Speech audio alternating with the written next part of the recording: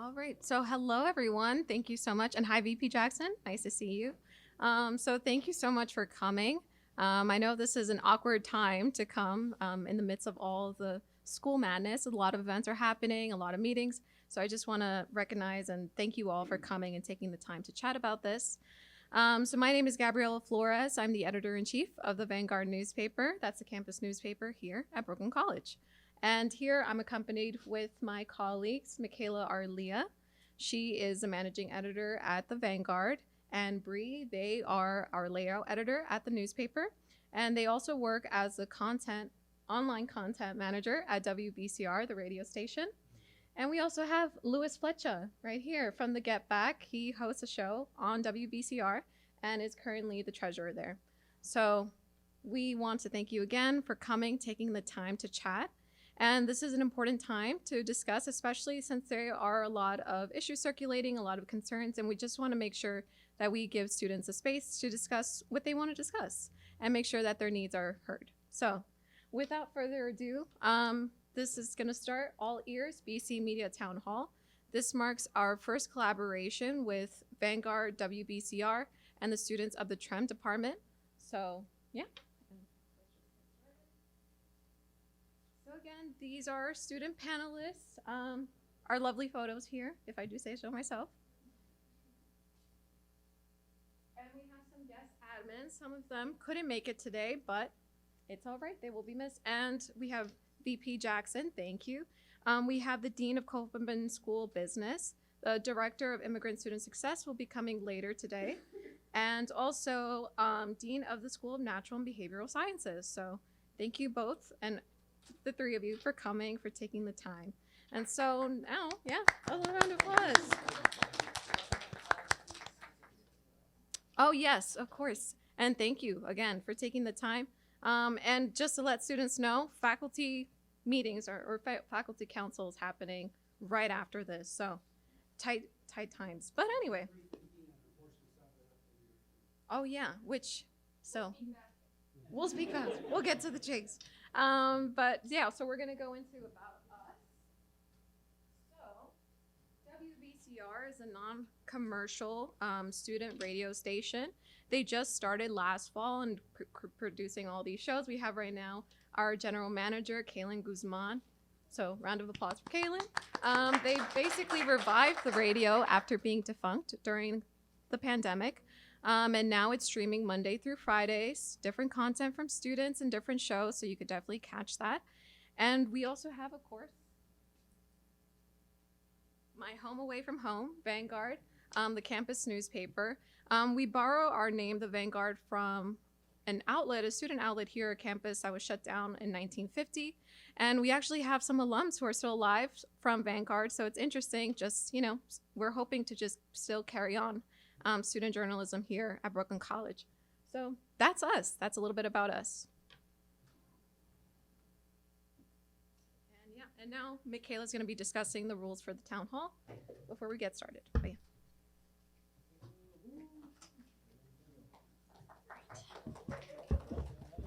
All right, hello everyone. So just a quick reminder, rules for town hall will be basically speaking on 4 main categories of discussion, that being Brooklyn College and CUNY costs and budget, academic needs, campus infrastructure, and student life. So there will be a 5-minute summary related to each subtopic, and then students or faculty or whoever wishes will have the chance to voice questions, comments, and concern to either be addressed today or at a later date following feedback. Each student or faculty, whoever wishes to speak, is allowed 2 minutes per topic to voice comments, concerns, or questions, and then unanswered questions or concerns will be relayed to the designated administration and departments on campus. And we ask that you please be respectful when speaking. We're all here to share the space. So that being said, so we're going to start off with the Brooklyn College and CUNY costs and budget. So just to give a brief recap, the university has asked its 25 campuses early last month to cut its programming and budget expenses for the 2024 fiscal year, which starts July 1st, 2023 and ends June 30th, 2024. For colleges projected to end the 23 or 24 fiscal year in a negative position, the percentage of cuts is higher. So BC was asked to make over $9 million total budget saving recommendations, and those recommendations must be submitted to CUNY Central by March 17th. A fiscal review and advisory committee has been created by the college to develop the recommendations, with the group having student, faculty, and staff representatives. The call for budget cuts comes after the Governor Kathy Hochul has made a historic investment for capital projects in CUNY and SUNY, which total $1.5 billion. This investment, however, does not follow the traditional higher education budget allocations the state usually makes towards CUNY and SUNY. In previous years, CUNY would receive 40% of the budget and SUNY the remaining 60%. But in the latest executive budget, Governor Hochul is offering CUNY less funding. Hochul has also proposed raising the tuition of both university systems by 3%, with CUNY's tuition costs for full-time resident undergraduate approximately $3,465 for each fall and spring and semester. For full-time non-residents or out-of-state and international students, tuition is $620 per credit, and CUNY Chancellor and SUNY Chancellor has testified in a budget hearing on February 27th to support Hochul's proposal raise to tuition. So, that being said, if there's anyone who wishes to speak on any of these concerns or questions for further information, I'll open the floor to you. Yeah, Jessica, go ahead.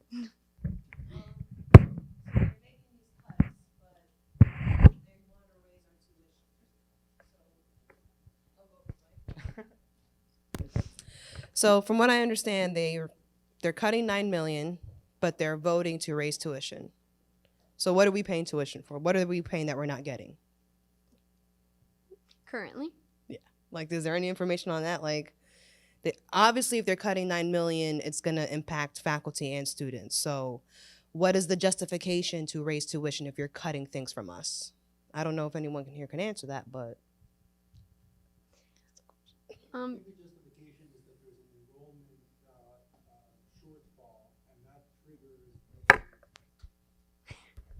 I'm speaking a little bit out of context here because I'm not the fiscal person, right? But my understanding is that because of the decline of enrollments at Brooklyn College, specifically from our peaks, which is over 4,000 students, that has a net negative consequence on the actual revenue taken in by Brooklyn College. That revenue has to come from somewhere and cannot be sustained with current infrastructure unless there are cuts or increases. And I guess it sounds like it's a balance between the two. But again, I'm not the fiscal person. I'm trying to figure this all out too. Definitely a learning experience for everyone. Oh. I can add a little bit color to what Dean Talia said. As any organization, you run an organization, you have two kind of costs of running the operation. One is fixed. The fixed cost is regardless what you do, you have to pay this much money, right? Like United States government, there's so-called entitlement. Whether you have tax revenue or not, those entitlement you have to pay. Now for colleges, there are fixed costs. The fixed cost, unfortunately, is the largest, most significant part of the total budget. So when the enrollment goes down, the revenue become lower, but the cost of running a university is still there. So how do you make up those differences? For example, the buildings has to be maintained, right? You cannot say, well, we have fewer students, so let's shut down the building. You cannot do that. And all the faculty, staff who have the contract, job, the faculty and staff has to be paid, right? You cannot just say, let's cut 20% of the faculty.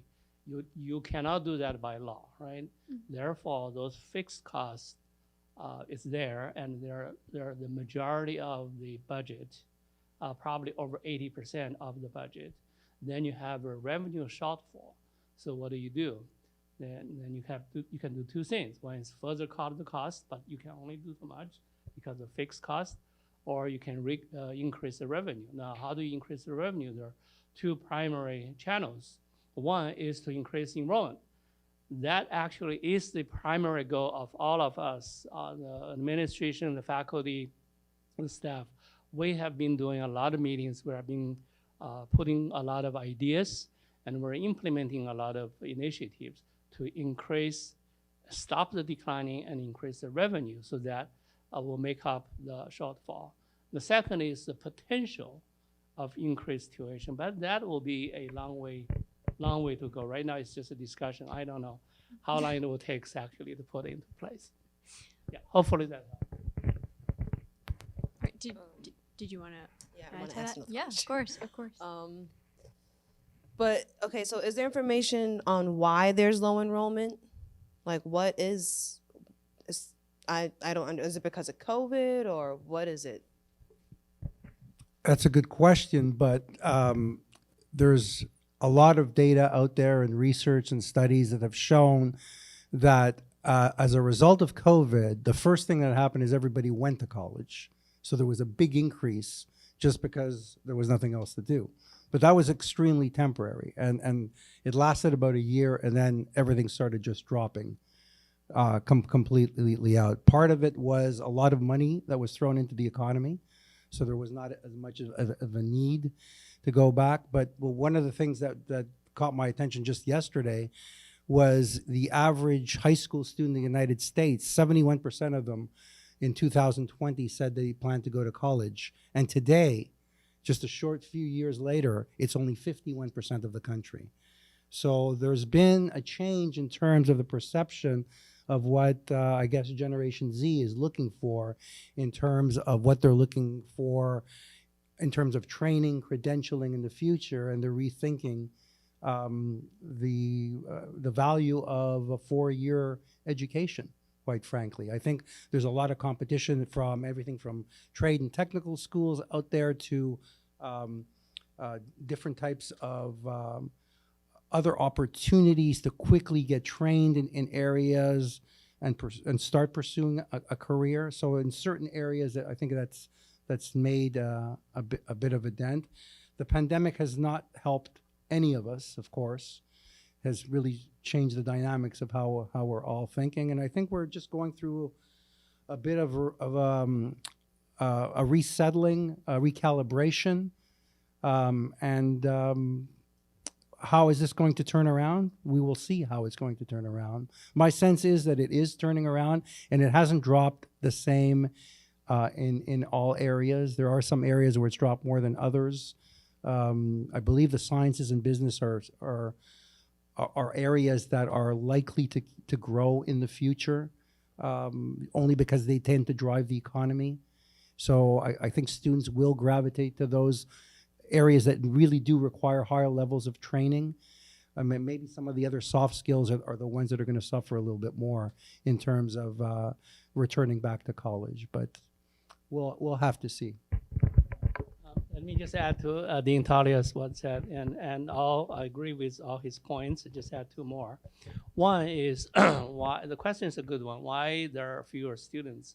One is if you look at the statistical data in the recent years, the overall high school graduates number has been declining across the country.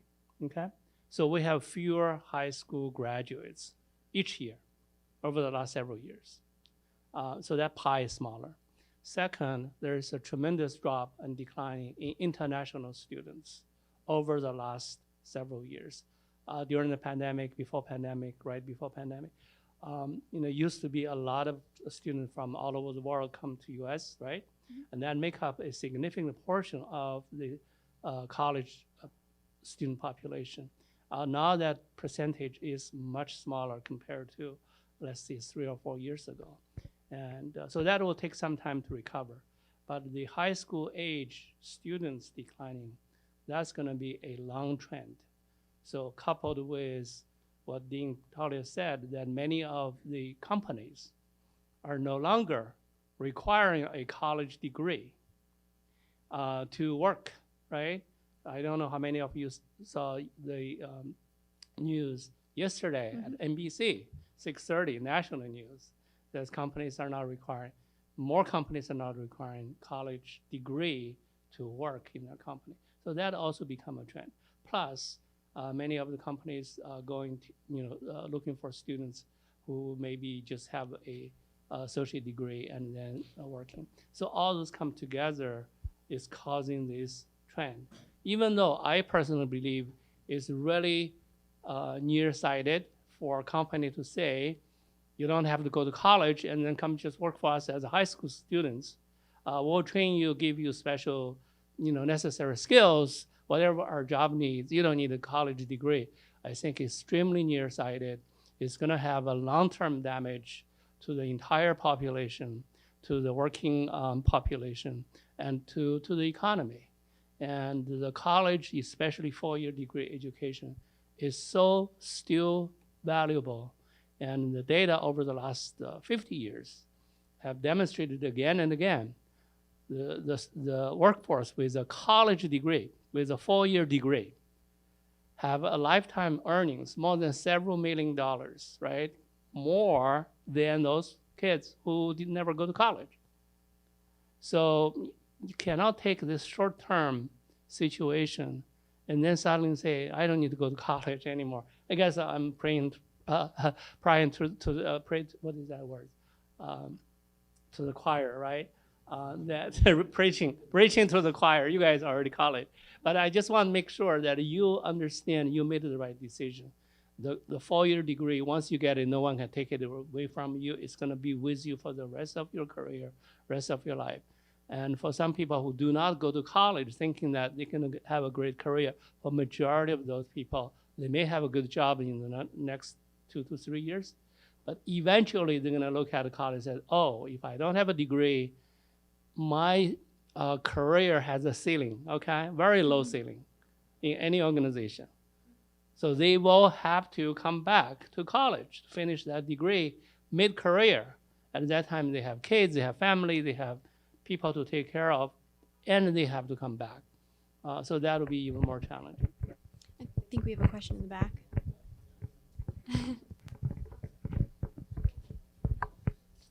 So I think that you raised a really good question. The big thing that really kind of impacted Brooklyn College in terms of our enrollment is transfer students. So pre-pandemic, Brooklyn College really was a transfer institution. The vast majority of our students were transferring from Kingsborough and BMCC. Enrollment at Kingsborough and BMCC has now declined. And so now we're feeling those effects. So if you look at our demographic now, we're now primarily first year in college students and transfers. We have a great decline in transfer students. So that's really impacted our enrollment. So what we've been doing now, actually throughout the year, is trying to find out how to improve our enrollment, but not even just to bring in new students, but how do we keep the students that we have here? So we're seeing a lot of effort that we're trying to put into towards retaining students. In terms of your question about the budget, one of the goals of the Financial Responsibility Advisory Committee is so that students won't feel the hit. So even though that we're cutting $9.3 million, we don't want to reduce services so that students really shouldn't feel that one way or the other.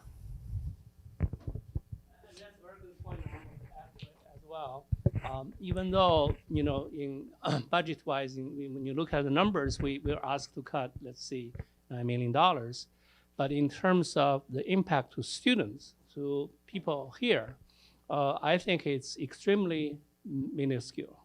Because we, Peter, me, and other deans and faculty, students is our top priority. Okay, among all the things we do, students is the top priority. How does that translate? That translates that we're doing everything possible to make sure that we offer all the necessary classes for our student to graduate and to progress towards your next level. So you should not find any tangible impact. You see, wow, suddenly I can't graduate or I have to delay. That will not happen, okay? You're gonna progress just like you do in any situation. And we're going to offer the courses that's necessary for all of our students to progress to the next level and to graduate. And we are also doing even more to engage our employers so that they come to campus and they talk to you, they recruit to you, they offer you internship opportunities to start with, and then eventually employment. So that's what I feel strongly about this, that you, as the students here, I can speak for business school. that we are, I think Peter is doing the same thing, and other deans are doing similar things. We are doing everything we could to make sure that we offer the full curriculum for our students so that you are not going to be impacted in terms of academic study and student services by this budget cut. I think we have a few questions. Yeah, I think we had a question in the back. Did you still want to ask, or? Okay, all right, great. So then we'll pass it to you. So, I'm hearing a lot of talk about like how you guys are trying to make your best to like ensure that student quality of life isn't affected. But like currently in the state that we're in right now, pre-budget cuts, student quality of life is not necessarily where it should be at. So why should we trust you guys that with a $9 million budget cut plus tuition increases coming at some point that it's not going to affect students? That's a very good question. I think if you have specific areas that you felt that the service, either the service or student life or curriculum are not up to the par, and please let us know. We will definitely look into it. If courses are essential for students to graduate and not offer, I don't think that's ever the case. And we are here every day. We look at the curriculum. We talk to the department chairs who are scheduling the courses. We make sure everything that's needed for students to graduate is offered. Right now, student services. I know Ron, our VP there, is doing tremendous work with his team. Trying to meet. Now, is there any specific cases that one or two students have very unique situation that might get frustrated by that? Definitely. I personally deal with students who are in very unique situations, and we try very hard to help. I can tell you one particular case. We have 5 people, okay, faculty and staff plus me, have like added together maybe 50 or 100 emails back and forth, trying to help this student, trying to find the right solution for this particular case. So if you have anything that makes you feel that we're not providing the services that's needed for students to graduate, to finish their study or progress, let us know, okay? That's our job, where our job is here to help you. So I have a question. So we have to cut $9.3 million on the budget. What are you all looking at to cut, limit, reduce? What are those things entail or encounter? That's a great question for our senior vice president for finance, Alan Gilbert, because he is leading a committee. This committee is called FRAC. The committee is composed of students representative, faculty representative, staff representative, to look at, where do we save this money from our operations, right? But one big thing we already know, your report already said, that is the phrase of hiring, okay? And that's the major source of saving, phrase of hiring. That means we're not hiring anybody new. If somebody right now leave Brooklyn College, right, that position is very much likely not going to be filled. So that means other faculty and staff will have to share that particular responsibility. That will be the major source of saving. Other things, the committee is looking at it. Great. I'm gonna have to say we'll wrap this segment up, but if you do have more questions, we will either get to it at the end, or we can you can relay them to us, and we will get them out to the proper people to answer. All right, and we're gonna just transition now to our next segment of academic needs.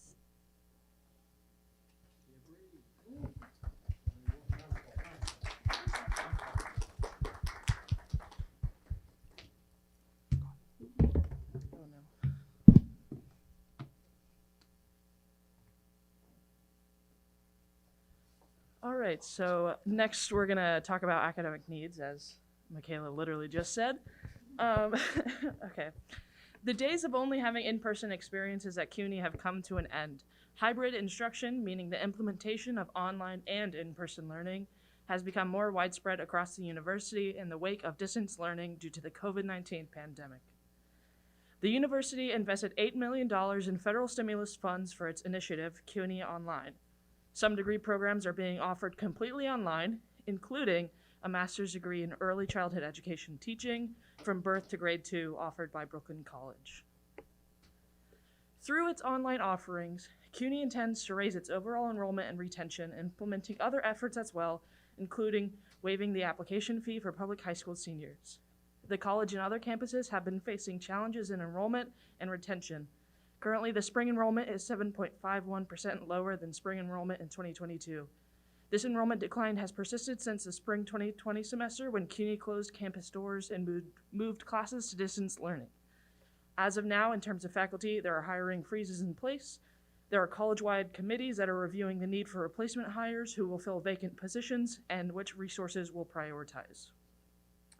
And we're gonna open it up for questions, concerns, anything else? Awesome. Oh, perfect. Okay, so course offering. So when it came to spring, there were about 5 or 6 classes I could not take because they were not offered for the spring. A professor explained that usually when it's not offered, sometimes it's just a fall semester class, but currently it's because there's low enrollment or they don't have the staff to teach the class. So getting back to the cuts, are the cuts going to impact course offerings for the fall, for next year? It was kind of disappointing that classes that I needed, that I thought I should get, I'm not getting. So that definitely impacts student quality of life here. So is there any way that the courses that will retain enough courses so there's enough options to take, or is this just going to be something we're going to have to eat? So the truth is that it's going to be a combination of both. You already heard from Dean Hugh that all courses that you need to graduate will be offered. Okay, I personally have been offering courses with break-even points that are well below what they should be because we have a need, and there's sequences. What you will not have is this option maybe that existed in the past, where there's a smorgasbord of opportunities to take it at time A, B, or C. But there will be classes offered to accommodate your schedule. It's going to be a bit on the tight side, and we've had to become fiscally prudent about what we are offering, but we are offering everything that we absolutely must be offering that you need in order to graduate. That is not going to be an issue and will not affect your ability to graduate. In fact, all the deans are doing exactly the same type of an approach in terms of the required courses. But I can tell you that I've cut over 100 sections out of the School of Natural and Behavioral Sciences since our peak, well over 100 sections. We were offering 900 sections, okay, by far the most, because we are the largest school. We have the most students, the most faculty, the most enrollment. And there was a question of online that sort of, or at least going to the online discussion. There's clearly been a change to online. I mean, before the pandemic, most of us really weren't in this mode of instruction at all, didn't know much about it or weren't involved much with it. In the sciences, by the way, this is still the case. 90% of the science courses are in person. But we do have about 10% online. I don't think they're ever going to be more than 10% because you need in science to be in person. You need in the arts to be in person to do your projects, your lab work, your artwork, your creative work. It's very difficult to do those online. Also, employers are not going to hire you if you're doing a labster to learn chemistry skills. They're just not. So you're wasting your time fighting for online courses that are not going to lead to a success in your future. So, and in fact, our students know this. Our students are not demanding online. So you got to watch which constituency is asking for what around here. And what are they asking online for? Whether it's convenient for transportation purposes, of course it is.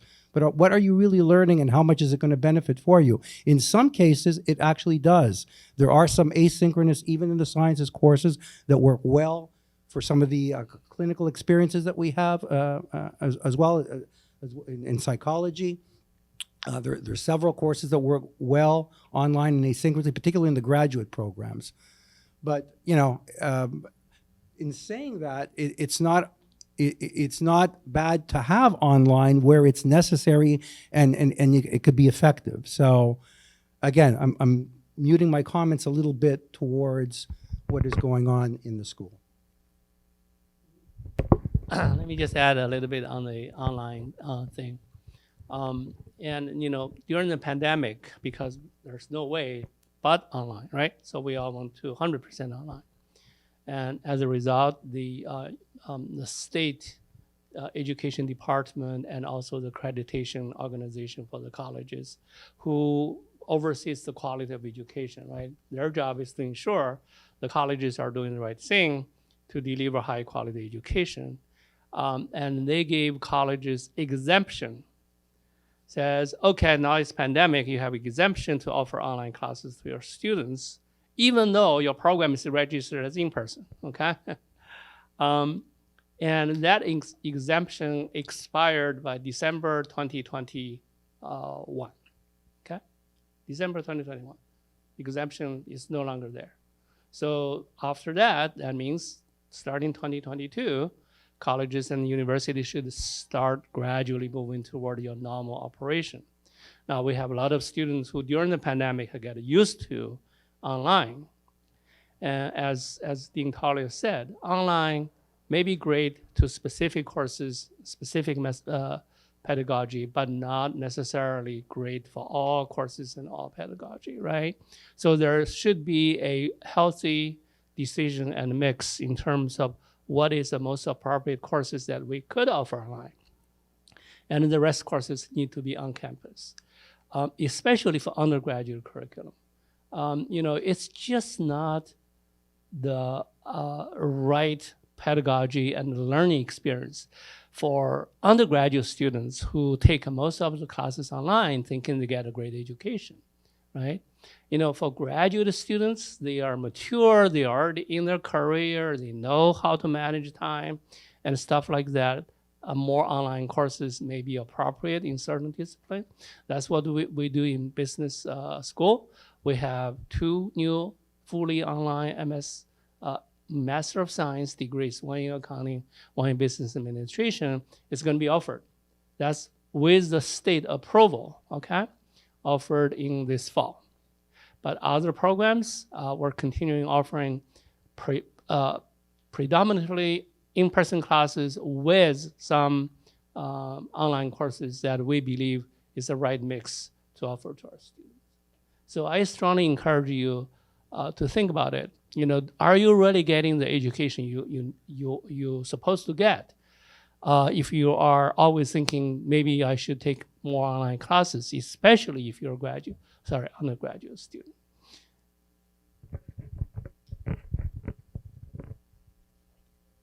Can I make another comment in this section? Yeah, of course.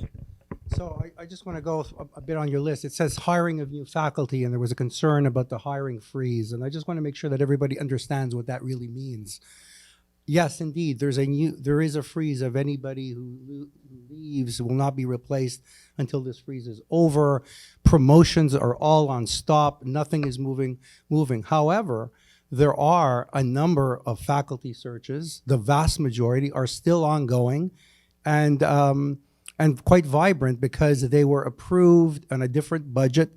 You got to understand that when we talk about budget, it's not just one pile of money.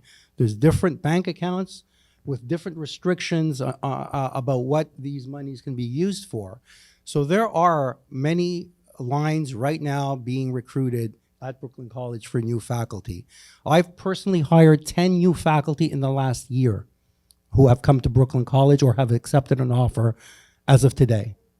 I also have another 13 lines that I'm trying to fill which are still active. I've lost 2 of my lines. So it's not all the lines that have disappeared.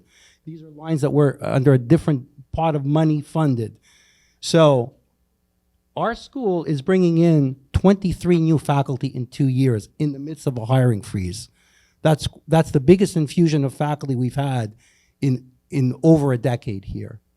Also, you're hearing about a $9 million cut. What you're not hearing about today is $211 million that we got this year to renovate science facilities at Brooklyn College from the state of New York. I'd like to hear people say something about that for a change, okay? $211 million, okay? That is a significant infusion of funds. This campus was promised 22 years ago a new science building that was never built.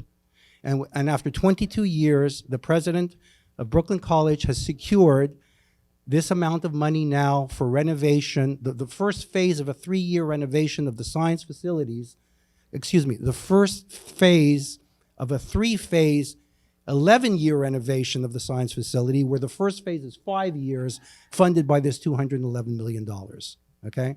These are significant resources, people, that any institution in the country would be absolutely proud of accomplishing, okay? And we have it here at Brooklyn College right now in the midst of coming out of a pandemic and in a hiring freeze of CUNY. I have to say we should tip our hats off to our ability at Brooklyn College to get out of this rut and to really lead what CUNY is going to be like in the future. There's a question in the back. Hi, I'm a student from the Natural and Behavioral Sciences, and I keep hearing the emphasis on the need for the classes they need to graduate.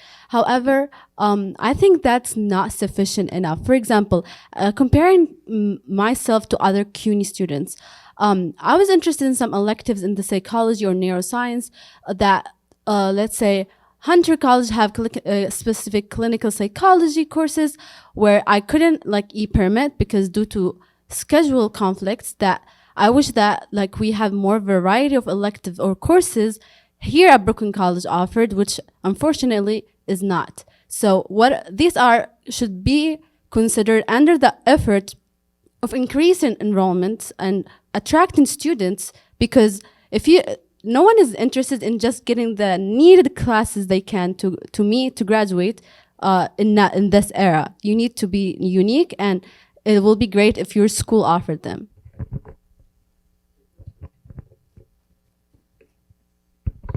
That's an excellent point, and the school is doing that and offering, and we are developing new curriculum in natural and behavioral sciences alone. And we're actually a bit behind some of the other schools. We are involved in 10 new degree programs as we speak, which are going to have new degrees, not just courses. So, science and the world around us changes, and we need to change with it. There are some core disciplines that remain the same. And so there are certain departments that will have certain core teaching functions, but there's a lot of overlap, and there's a lot of communication that we need to understand, especially when we leave college and we get a job and we work with other people. We need to communicate, and everybody has different skill sets, but you need to have some common ground.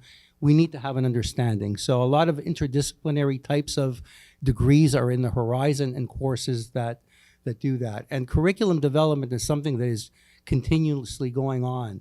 When a course is offered and a professor is looking at a syllabus, they review every year what changes need to be made there. And they're actually assessed by their department chairs and their deans for their ability to revise curriculum, update it, and develop new curriculum and new courses.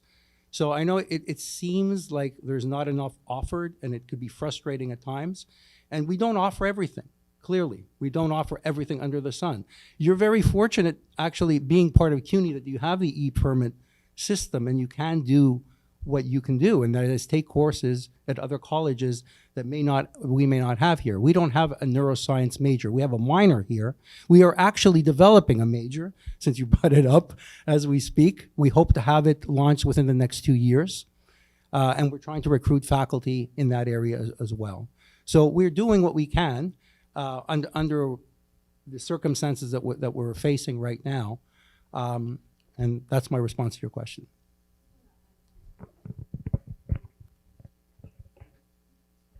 I agree. I'm actually also a neuroscience minor, which I was part of the survey and proposal for a neuroscience major here at Brooklyn College, so I know about like it's in the work. I also appreciate that I see the efforts that are towards the research in Brooklyn College. But as I said again, yes, I'm very unfortunate for the e-permit options we have. But if it was no need for me to travel, like there's a lot of limitation, and it will be a point that with my peers that we discuss will bring more students in, because then they don't have to go to other places to take it. But thank you for letting me know for all the nuance.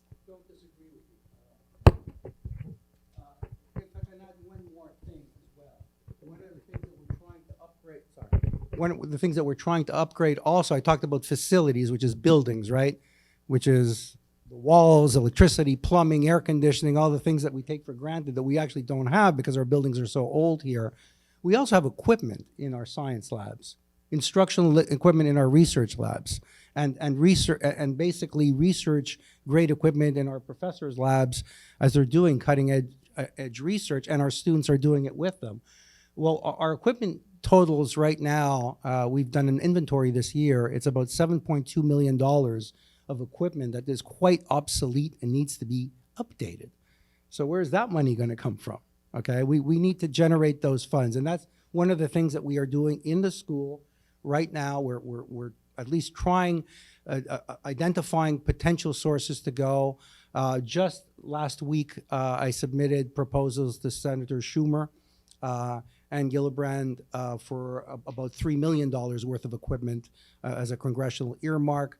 We're going to see whether we get that and then pursue actions after that. But as you can see, when you start peeling back the onion, there's a lot of layers here that need attention, and focusing on just one aspect of it is not going to get us out of this mess and is not going to allow us to move forward. We really have to have a total understanding of the entire onion and its layers and really address every single one of them as we go forward. So we're really, we understand that, and we are ready to respond to these very big challenges that we are all facing.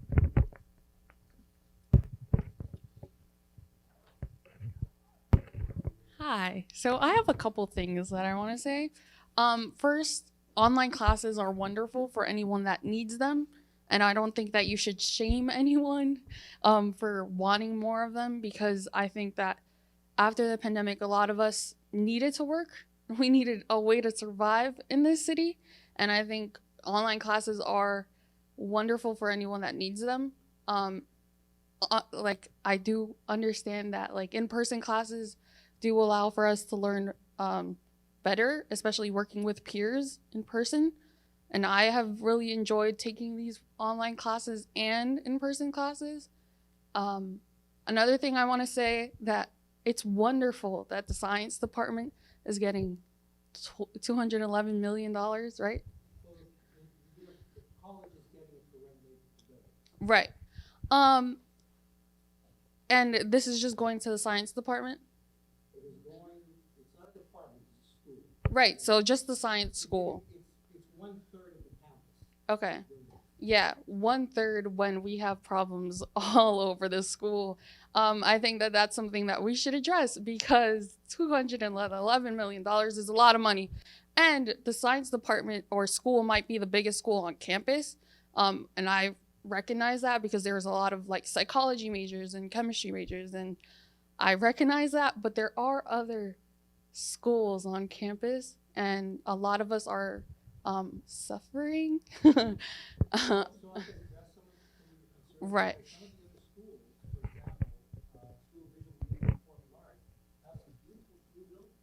Very nice buildings that are in that area that have been done in the past. The sciences at Brooklyn College have been neglected for the past 50 years. And I'm not kidding. The last science infusion here was in the 70s. So the place is literally falling apart and is not sustainable to keep our degrees accredited. Some of our degrees have accreditation issues. And 42% of all of the courses taught at Brooklyn College are taught out of the science school. So it does affect a lot of the students in this school. So I mean, and your earlier comment about online education, it's not to shame anyone. It was thank God we had online, and we were able to survive, and we were able to switch relatively quickly during the pandemic and actually keep the lights on for students, for faculty, for most people. Unfortunately, we have suffered across the board in terms of the quality of the product that we can provide the students and what you've actually been able to learn and retain and how that translates to your subsequent career paths. We're trying to address that. Okay, so no, there's no shame in online, and and as I mentioned, in some cases, even in the sciences, it's very useful and valuable. And in other courses, it's even more valuable. I know in business, there's quite a bit of online activity, and particularly in the graduate programs in general. In terms of the buildings that you're talking about here, the total damage has been assessed to Brooklyn College from what remains. It's $1 billion of deferred capital. The science deferred portion of that is 760 billion. Excuse me, I'm not saying this right.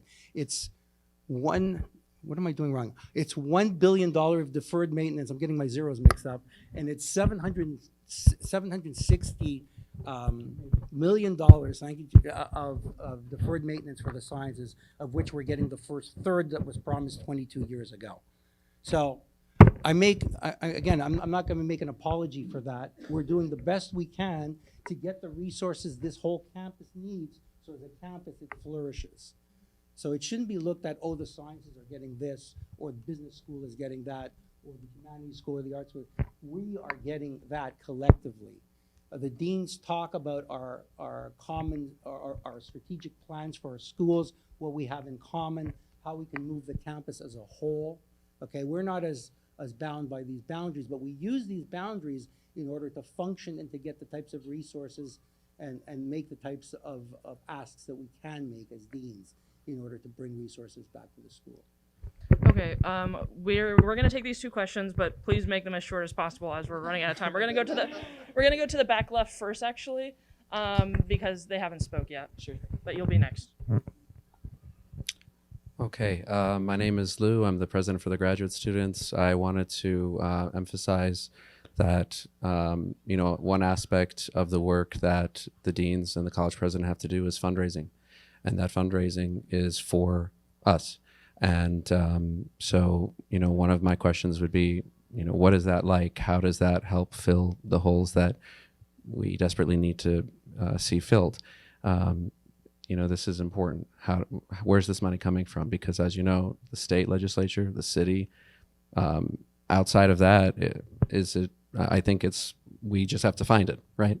And I know that the deans, they work hard. I know our administration works hard. And from our perspective, we're still struggling, right? And look, when 90% of students are on financial aid, that also means 90% of them have a lot of other issues. And so we know that we're also working with students that really need these resources, okay? And so honestly, it's all hands on deck. We all need to fight. We all need to fight for the funding for this school. And if we all don't put our hands in and say, go team Brooklyn College, it's just going to be more difficult. All right. We have students that just don't even have the resources to get themselves to school. Right. So, the thing is, we're all hurting. And so, I'm kind of trying to balance here because I work with the administration and the faculty. Actually, at 3:00 is the faculty council meeting, right? So 3:30. All right, good. So I have some more time. Great.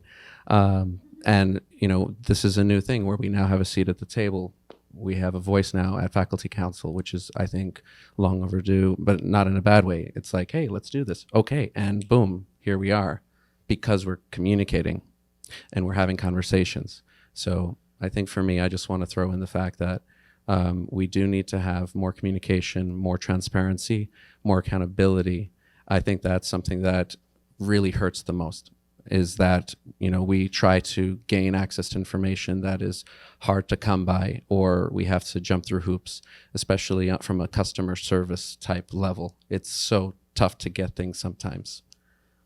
So I think, you know, I guess what I just want to say is I think that everybody is trying to do what they can, and I do appreciate the work of the deans, and I appreciate also the fact that students are fighting. We all need to step it up some more. I'll pass it on. Thank you.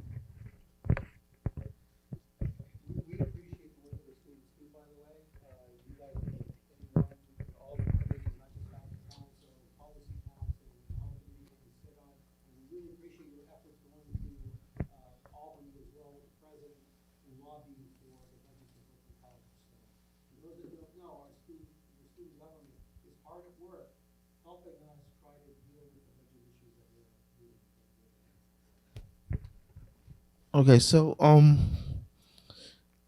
couple semesters ago, I had a class in the basement of Whitehead, and there was like a leak from the semesters prior, right?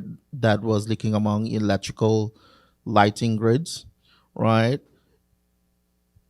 It's more about just beautifying or saying that the buildings don't look good on the outside. We need to also beautify it on the inside as well too, right? We have to also ensure that, you know, at least some, yes, there's a $211 million renovation for the science school, but also other departments, you know, should also be looked at as well too in that regard. In the past, right? The School of Visual Media and Performing Arts has had over a decade of new buildings and fundraising initiatives that have happened. If you just walk on the other, look at the library. We have one of the most modern libraries of all the CUNYs.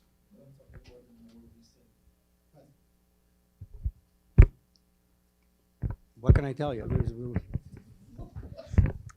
All right, awesome. If there's any other questions, which there are, I'm sorry, we'll have to take it to the end because we are running out of time. Yep, next up is Gabby. Oh, thank you. I'm flattered.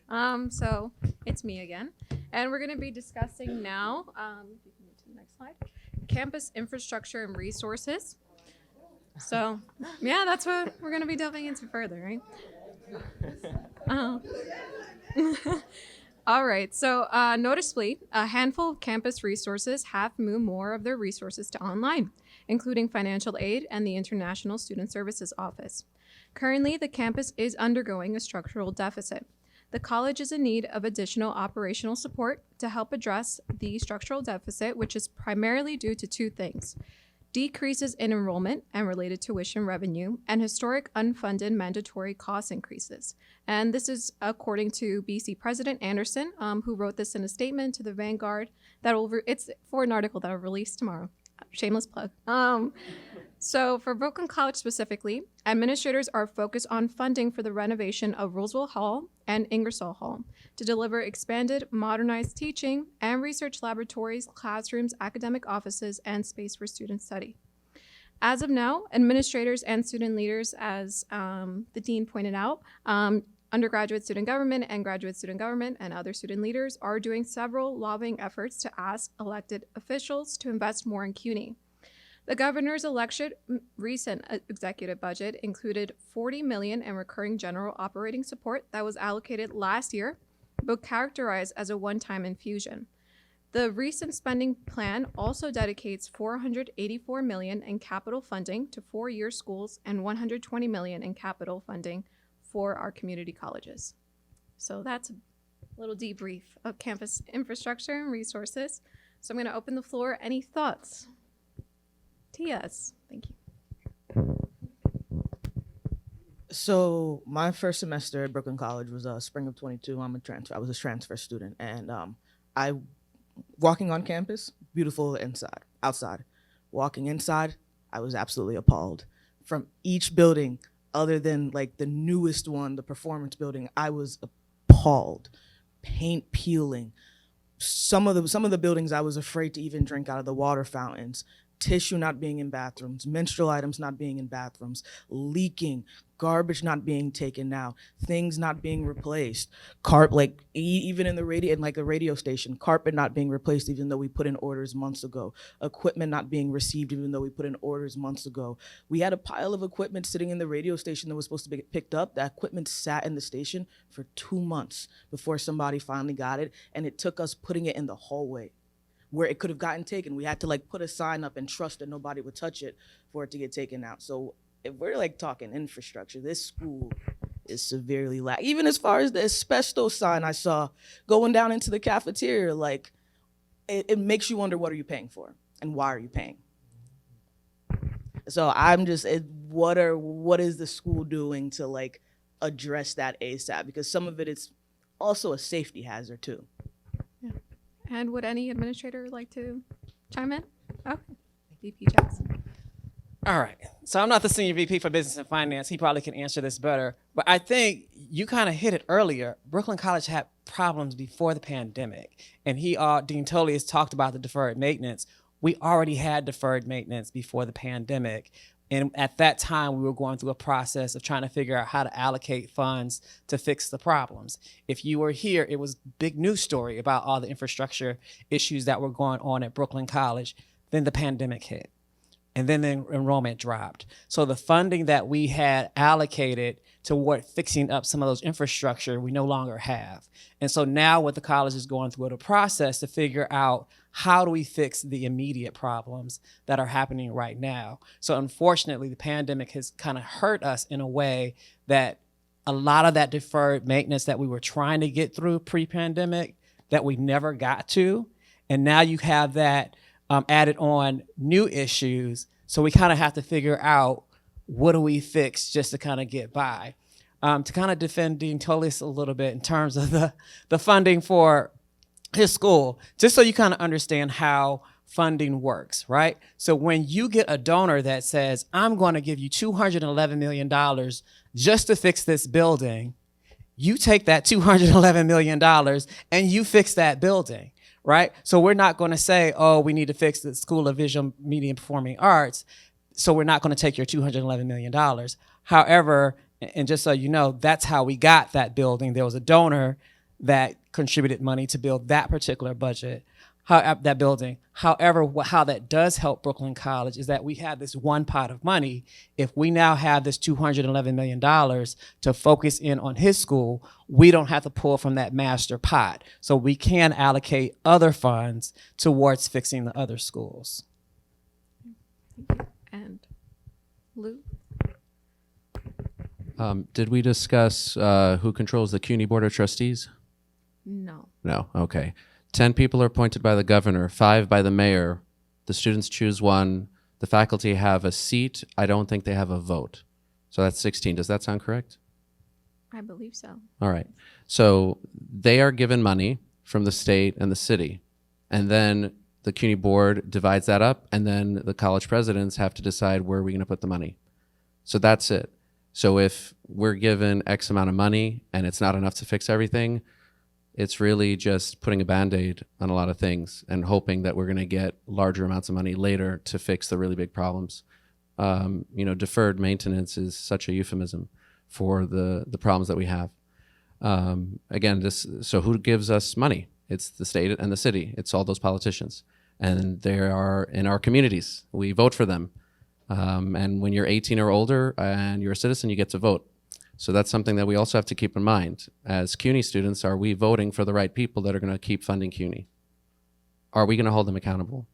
Are we going to go and say, hey, what are you doing in city council? What are you doing in Albany?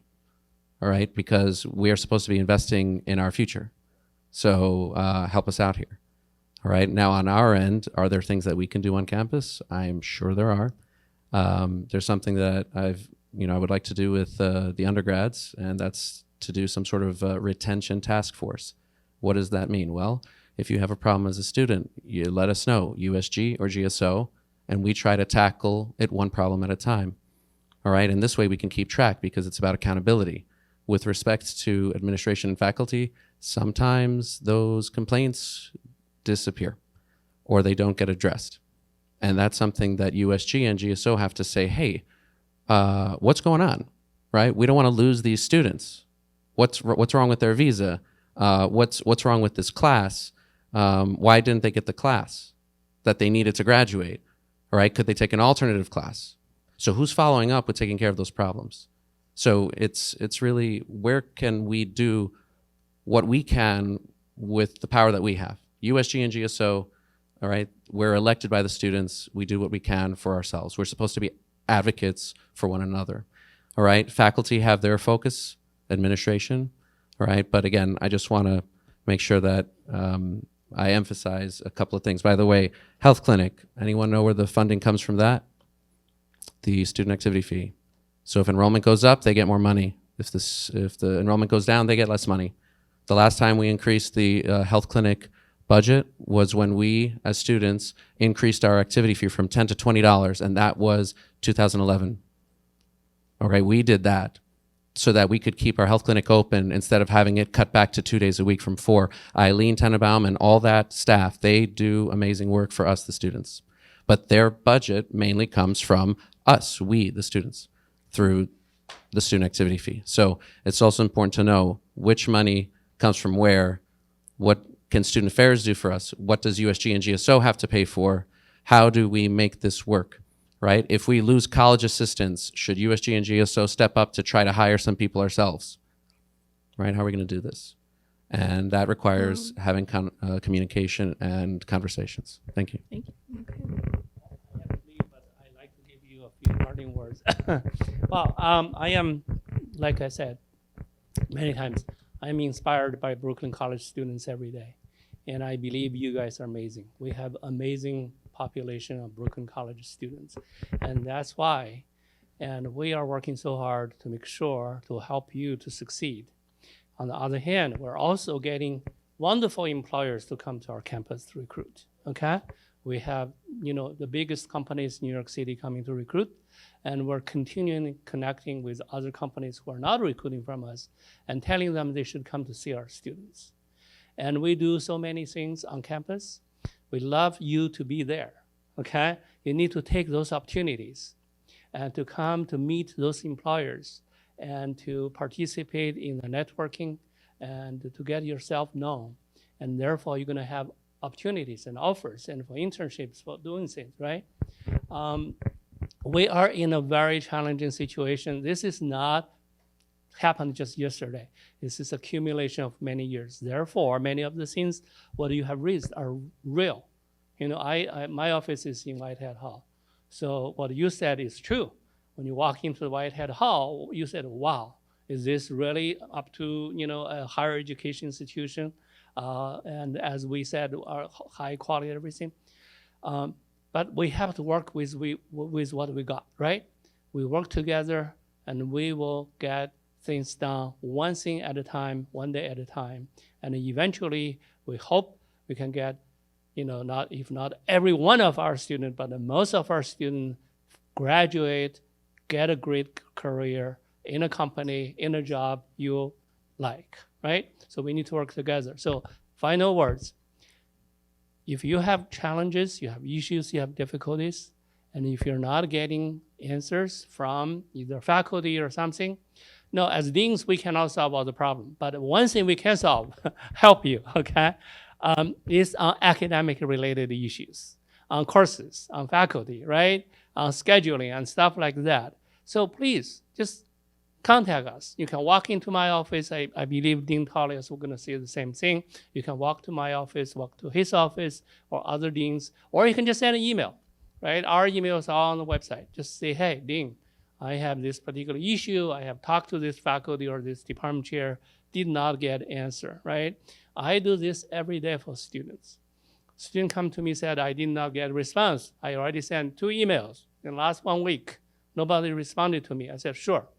I will make sure this person respond to you or somebody will respond to you, right? We'll help you.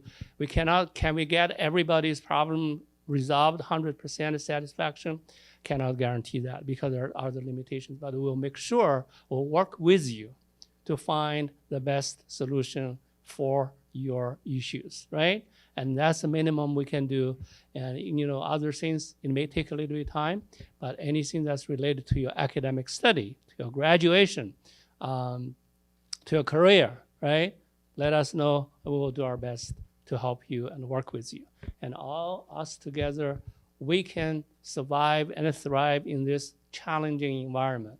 The buildings may not get fixed next year, but things must be getting better for you next year, right? Or next semester, or next day, right? Sometimes I need problems to be solved next day. Yes, come to us and we'll do it. All right. Okay, thank you. Thank you so much. Yeah. I did want to say too, yeah.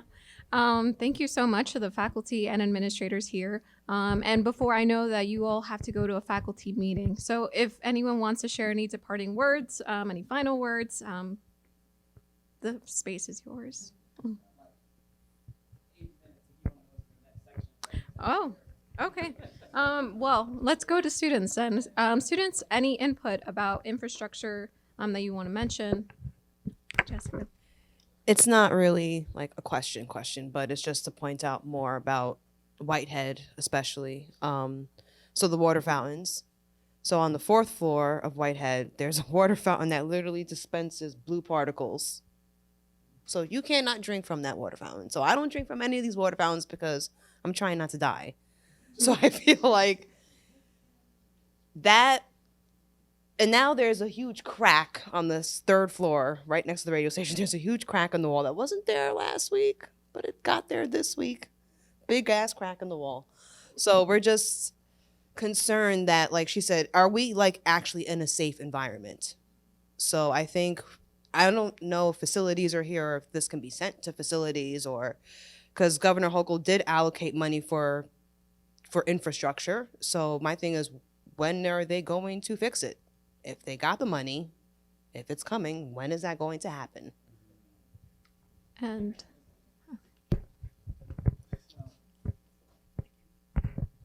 part of the issue kind of goes back to funding. Everything is going to go back to funding, right? So as you may or may not know, CUNY is a very unionized environment, right? These are all things that I'm learning because of the pandemic. To change that water fountain, you have to have a plumber. That plumber can only do certain jobs. Right now, we have one plumber for the entire college. So part of, and I only know this because I sit on the vacancy review board, and we just approved 2 new plumbers to come on. So hopefully soon we'll have 3 plumbers on campus that can deal with some of these issues. Similarly, because we're actually looking to replace all of the water fountains into water coolers to be more sustainable. That's the only reason why I know this, because we're looking to do that in this building. And so some of it is a people issue because the way that CUNY works with the unionized employees, that only certain people can do certain jobs. And if that person, if that position is not filled, then it kind of has to wait until we have that person. Or in this case, when you have only one, has to then kind of get into this schedule to kind of get to that issue. That's not good response for you. It is something that we're looking at, but it also kind of impacted because of the budget. We don't necessarily have the staffing to do a lot of these tasks. And that's another thing that we're looking at, is we need to figure out how to get these critical staff people hired, even with a budget crisis. I keep hearing a lot about like budget and like bureaucracy and red tape, and I understand all of that. I worked for the government for 6 years, been there, done that. But like, I worked on a warship. We were chronically understaffed, chronically underpaid, chronically under budget, and I had an easier time getting like parts for a missile than I do getting furniture for like a room. So at some point, it's like somebody along the lines isn't doing their job. Like, I could order a part for a missile on my ship and have that in 3 days, and if we're on a deployment, have that in a week. But we ordered furniture last semester and we still haven't got it. So along the line, somebody is not being held accountable and someone is not doing their job. It can't just be a budget. It feels like someone's not doing their job. I do want to point it to, yeah. Thank you. Hi, my name's Noam. I'm the assistant treasurer on the undergraduate student government. And like on one hand, you're absolutely correct. On the other hand, it does move back the budget because there's so much that happens, and it's through all CUNYs, and there's the central office, and then there's a limit on who we can hire there also, right? And each step of the way through each office it has to move through, and this extremely annoying red tape thing, they're all overworked and or understaffed. And it's something that we've been seeing more and more of, and we've been working towards, hoping to fix. But ultimately, and it sounds like a cop-out answer, it comes down to the fact that money is just not there. And even if it's in one place, it means it's not in another place, but all the places need the money for anything to happen. For instance, if you have a club event and you want to get an item, right? You need to get the funding from, the student activity fee pot through USG. Then you need to spend that money, and that's through central depository. If it's a certain amount, it may need to go towards bidding, right? And then that's a separate department. Or it may need to go to a central purchasing office or a CUNY office or a separate thing. And these are just all really intense, annoying rules that are all in place that make it really difficult to get things done, is what it comes down to. And, we try to find ways around it wherever we can. I know in terms of water fountain, we're currently working on putting some new ones in here in this building, and hopefully expanding that as we can. In terms of repairs, I know the fight for repairs from Roosevelt have been going on for years and years, right? Like it was built at the end of, during the Great Depression. And it's been redone since, but the fight for repairs is something that's been going on for longer than I've known the words Brooklyn College. Yeah. Right. And things like this, they're problems that we work to solve, and then the people after us work to solve, and the people before us tried to work to solve. And everyone did their part, but ultimately these things are so annoying and complicated that it takes this amount of time. For instance, when we spoke earlier about the new funding for repair for the School of Sciences and the building, right?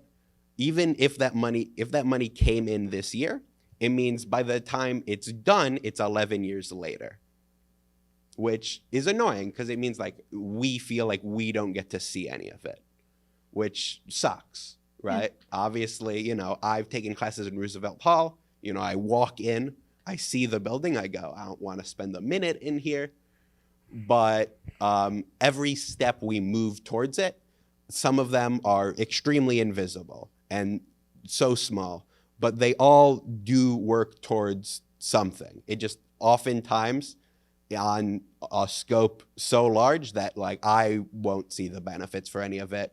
And if my kids go to Brooklyn College, they may not. Yeah. Well, thank you for sharing. Yeah, we do. So just real quick, Mm-hmm. You are totally correct. Literally today, we had a meeting with procurement to figure out how we can speed up those processes. The issue is that what we found was that there's 4 different offices to kind of get something purchased. The offices weren't talking to each other. So people were doing their parts, but they didn't understand how their part impacted somebody else's part. So when we had that meeting this morning, that came out. We're like, okay, we need to work together to solve this for the benefit of the students. So hopefully, come fall, there'll be a streamlined process for students in a much more faster and efficient way of purchasing things. Thank you for sharing. Anyone else who hasn't commented? We only have about 1 minute left for this section. So anyone? We can close it. All right, so thank you. Our next topic is Student Life by Lewis.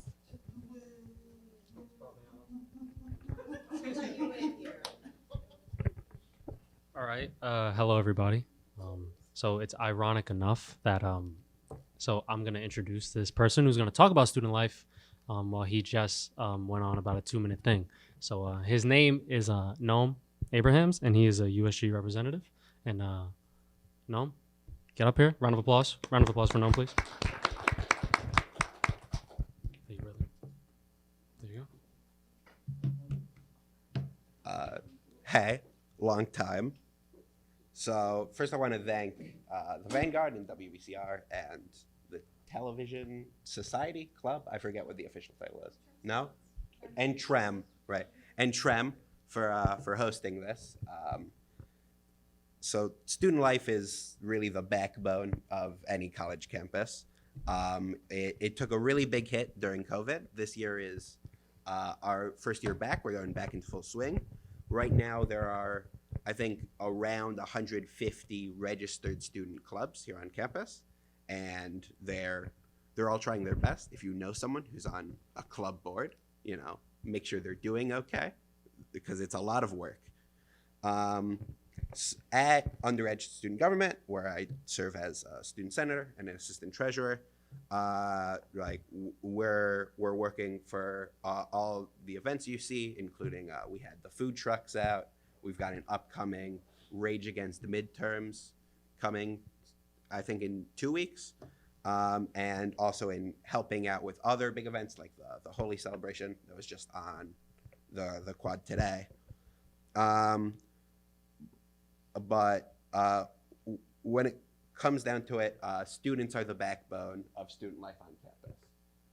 Right now's undergraduate student government election season. Today is actually the last day to declare candidacy. And then we've got a couple more days of collecting signatures to be on the ballot. And then starting Monday, March 20th, voting season starts. So you'll be able to vote for your next president of student government, as well as your 21 student senators. The person you send to USS is a summit between all CUNY campuses that happens in Manhattan, like weekly, and they argue out all the big talking points just as much as we do here. So I want to urge you all to come March 20th, cast your vote. Make sure people you know are casting their votes, because it's really important to student life that everyone's represented and that students are active in everything. We work with administration all the time, be it Brooklyn College or CUNY. We've sent students up to Albany for the caucuses to talk about advocating against budget cuts, advocating against the tuition hikes. It's something we work on all the time. So I think it's best to open the floor to people if they have any question about student life or anything about it. This is less a question that needs a 3-minute long discussion afterwards, because I know no faculty are in here, I'm pretty sure, so literally it doesn't matter. This is relating to campus culture and basically the campus climate, in which I identify as a non-binary transgender individual, and I just wanted to talk about the fact that changing my email that had my dead name, they made me legally change my name, even though at other CUNY campuses that's not the case. So I just wanted to say shout out to Brooklyn College for making me pay $200 in order to get my legal name changed, even though, I was going to do it, just so that I could get my email changed, even though they did it in 5 seconds. So there's that. And then also shout out to professors who are constantly misgendering me and my transgender friends and basically not caring. That's all.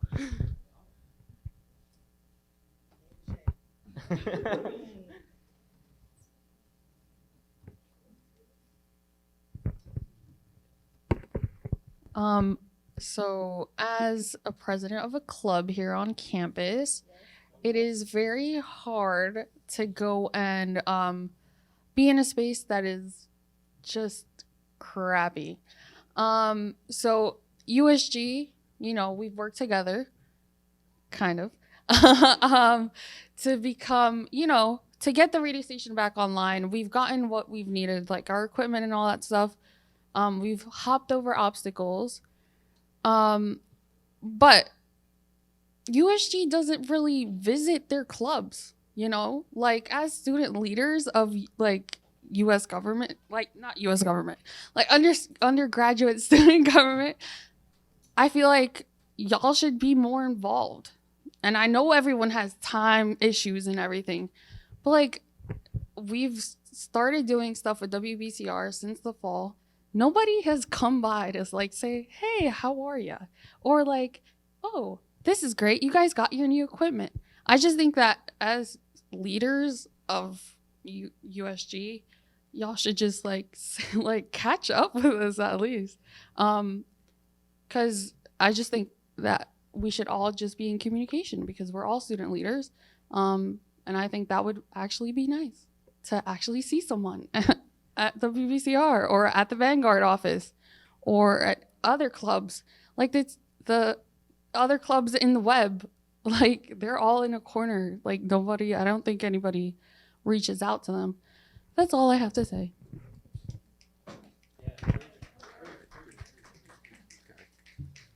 I 100% agree. Right. It is a lot about timing. This semester, this year, as we come back from COVID, has been extremely stressful because new clubs are popping up, old clubs are coming back left and right. I think last week we had 2 new clubs reactivate. And just, I 100% agree. We should be checking in more. It's something we try to do at events here in the building, just because we're, located here, so it's easier to get to. It's something we try to do outside. It is tough, right? We try to do it. Ultimately, everyone in student government has classes. Some of them have jobs. Some of them have 2 jobs. People are really overworked where we're at. We're trying our hardest. I was really happy to see, the new banner up, right? And I know it's something that's been in kind of a state of flux. But 100%. Hopefully, as things calm down next year, we'll be able to upkeep that relationship more. Because as things are, a lot of the time we're trying to get the new clubs approved, because to become a club, you have to go through student activity, sale, right? There's a bunch of steps in the process. And this year's been a very heavy workload as we come back. So, right, I'm not going to make, like an official declaration about it, as much as I wish I could. That we're trying to be more communicative. I mean, there's almost always someone in the office here on the 3rd floor. Everyone's welcome to stop by whenever they can to talk. We're always available via email, support@bcstudentgov.org, right? That'll go out to basically everyone on the team. And so if it's a question, it'll get routed. If it's an invitation, it'll get routed. If it's just like, hey, how are you doing? Someone will respond to it. Right? Thank you. Yeah, I just wanted to bring that up because we are across the street. So it's kind of sad, being across the street on the 3rd floor when you guys are across the street on the 3rd floor and nobody can make their way down there. It's kind of weird. But I will look into emailing y'all. Thank you.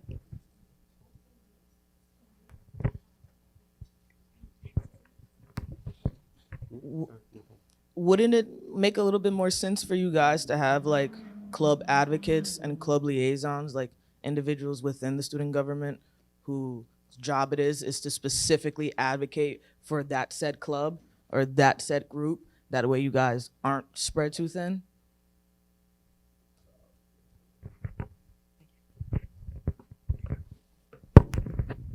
Unfortunately, it's not feasible at the scale Brooklyn College is at, right? There are around 150 clubs, and there are, frankly, not 150 students who would want to do that role, right? It's something I know club boards struggle with, filling all their seats. Sometimes student government seats, we see there's not a lot of interaction. We do have a student advocate. We have a club liaison. We have a club director. And we're looking towards expanding the role into, like a team of 4 or 5. Unfortunately, just not really feasible to have one per club as it is. Any questions? Any other questions? Get on the mic. Get on the mic. Get on the mic, TS. TS, get on the mic. Get on the mic. What student activities are in the school? I've been here for 2 years and I still feel like I'm learning new stuff about this school. I'm still finding out new clubs. I'm still finding out about new rooms. Like, why isn't anybody? If you were to ask me to name like 5 student activities at the school, I can name 3. I can name 3. I barely know what this building. This is my 3rd time in this building. I barely know what this building offers. So like also, what are you guys doing to promote what type of activities, what type of clubs, especially like what's going on in this building, what they have in this building? Because I feel like everything on this campus is just word of mouth.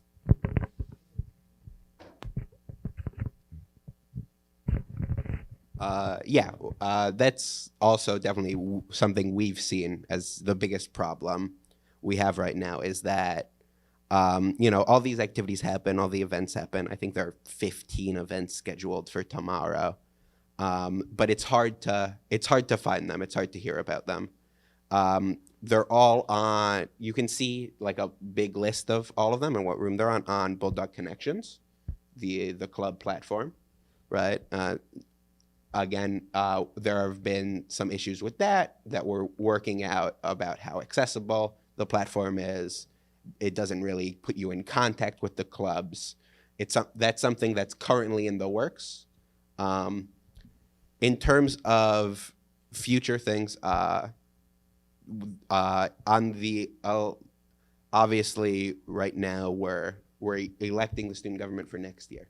So there's a bit of a flux onto exactly which plans we're currently working on will be able to be fully realized, and which plans we're planning to work on will be able to be finished planning, or the next administration will be able to help with.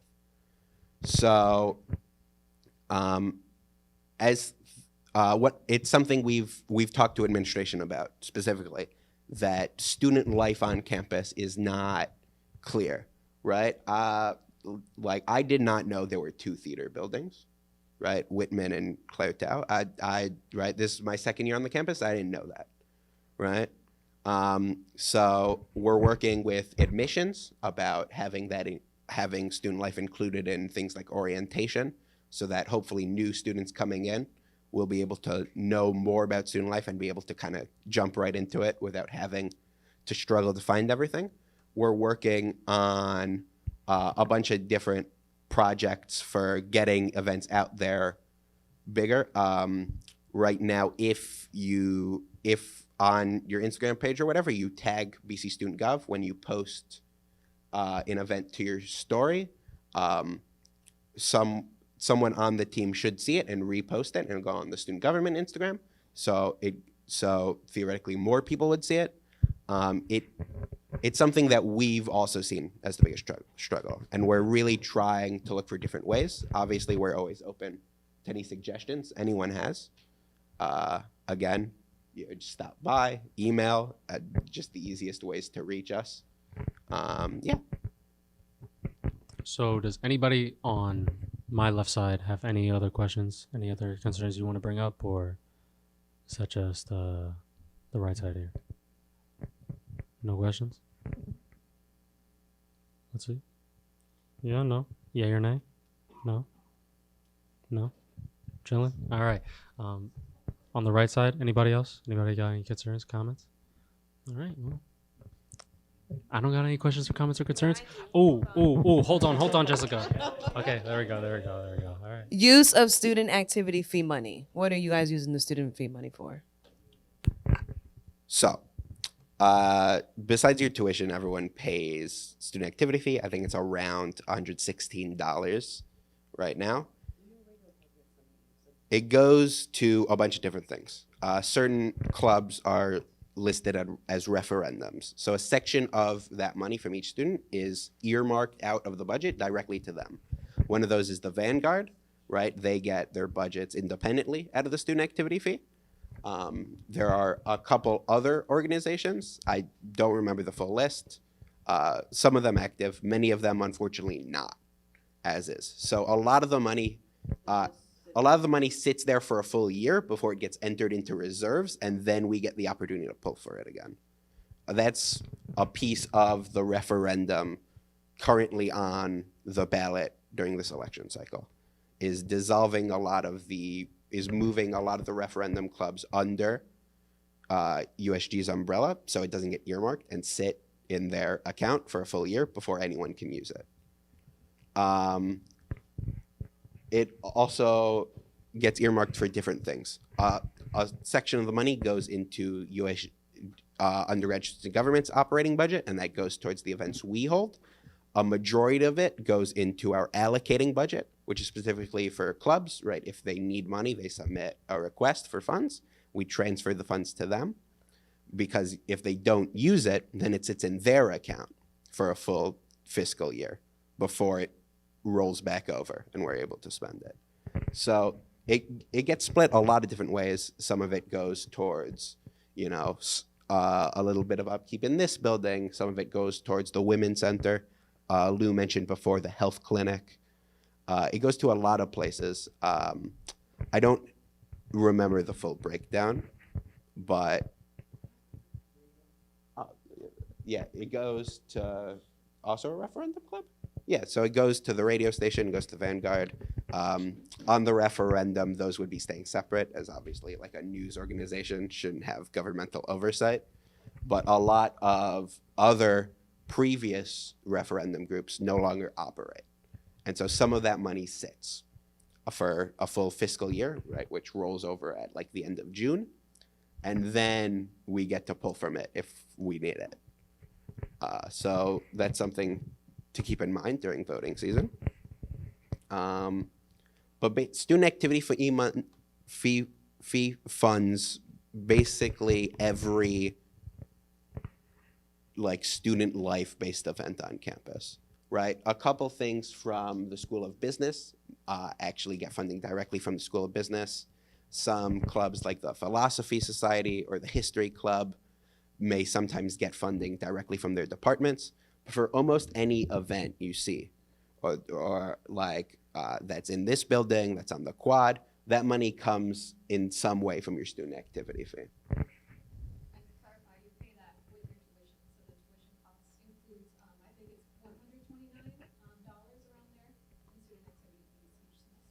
I thought it's 116, I think, because yeah. Oh, and then they're proposing. The proposal includes a $4 raise. For the student activity. Yes. So that's one of the things the referendum focuses on. There are a couple of more things in the referendum I could talk about if anyone would be interested. But okay, so for new clubs that are like restarting or like mid-semester, I know it's mid-semester, but for clubs that are like either coming back or like starting now, is it too late for us to get funding, or like do we have to wait till next semester? Like, so 100% no. At the beginning of the year, we gave out starting budgets, and the idea there was it would be an amount of money that would help the club host like the first 2 events without having to come back to student government to request more, right? Just to like get yourself off the ground. But any club at any time can submit a grant request, it's called, where they, you know, submit the information for the event and what they'd spend the money on. And it goes before a club funding council, which is made up of 6 students, including the treasurer of student government, as well as me and a couple club leaders. And everyone looks over the entire thing, and we take a vote as if we think that this is, you know, like a responsible spend. And that's always open. For submissions, Club Funding Council meets every Wednesday at 4 p.m. Downstairs here in this building in the Student Government Office.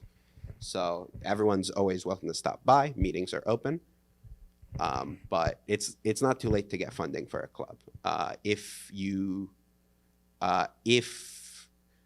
The information for the process is available on the student government website, bcstudentgov.org. If you want to read up more about it, I think that's probably the best place to see all that information. If there are any questions, again, we're always available. Support at bcstudentgov.org. What are the religious accommodations you guys have? So Student government advocates for a lot of things on campus. For instance, we've been working for a couple of years to try to make Eid like a holiday on campus, so you wouldn't have to call out that day.